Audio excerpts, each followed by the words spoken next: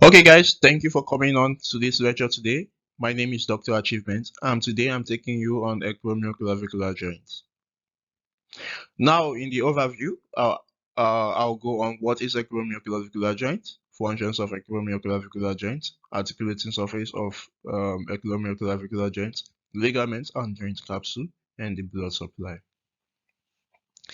And guys, if you remember my last lecture when I was taking the topic of sternoclavicular joints, I told you that I was mainly taking on the shoulder joints. Okay, and the shoulder joints, though we know of the main shoulder joint, which is glenohumeral joint, but shoulder joint comprises of four main joints that makes it work perfectly. Without these other joints, shoulder joint, we have some restriction. And in taking the shoulder joint, we cannot forget the acromioclavicular joint. We cannot forget the sternoclavicular joint. We cannot forget the scapulothoracic joint, and we know very well the glenohumeral joint. So now I've already done the sternoclavicular joint, and now I'm taking on the acromioclavicular joint. So now let me ask myself, what is acromioclavicular joint? If I should ask, acromioclavicular joint is, or you can call it AC joint, is one of the four joints that comprises the shoulder complex. The AC joint is formed by the junction of the lateral clavicle and the acromion process of the scapula and is a gliding or a plain style synovial joint. The AC joint attach the scapula to the clavicle and serve as the main articulation that suspend the upper extremities from the trunk. The primary function of AC joints to allow the additional range of rotation on the thorax, allows for adjustment of the scapula outside the initial plane of the scapula in order to follow the change in shape of the thorax as arm movement occurs. The joint allows transmission of force from the upper extremity to the clavicle. Excuse me. So the articulating surface, the AC joint is articulating surface is lateral end of the clavicle and is more facet on the acromio of the scapula. The articular facets are considered to be incongruent in that they vary in configuration. They may be flat, reciprocally concave, convex, or reversed. All the synovial joints, which we must have heard of, they have one major thing in common. They don't miss joint capsule, and especially ligaments. They don't miss ligaments. So a acromioclavicular joint is not different from them. So it has its joint capsule.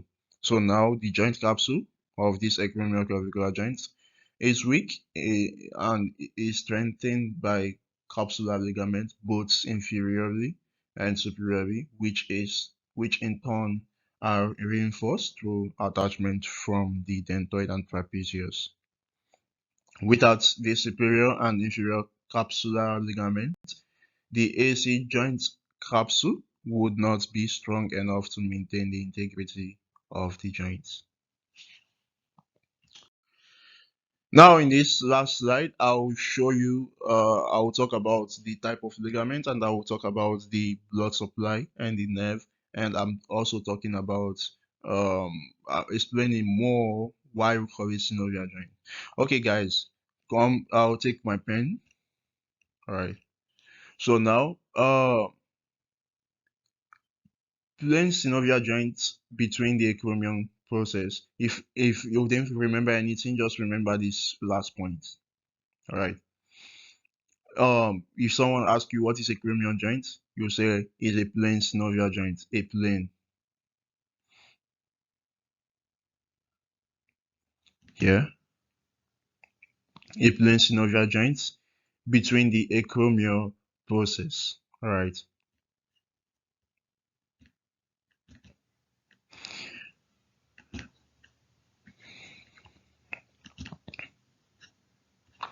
So, and the clavicle acromial end, okay.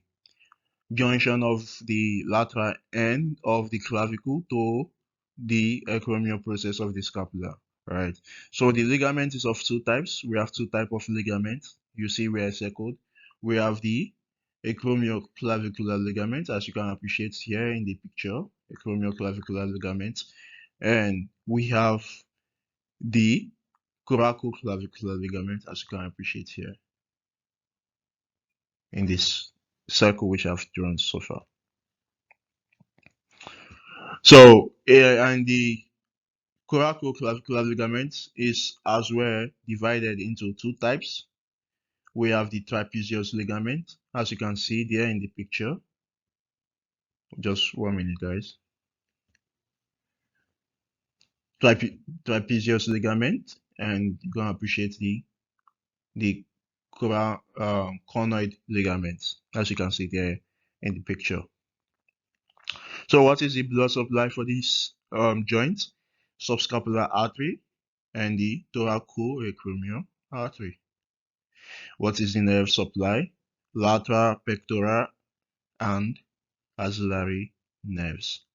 So this is the short topic for the acromioclavicular joint, and I hope you understood the joint and everything I've explained so far. In my next topic, I will be taking on the glenohumeral joint as well as the scapulothoracic joint. Thank you guys.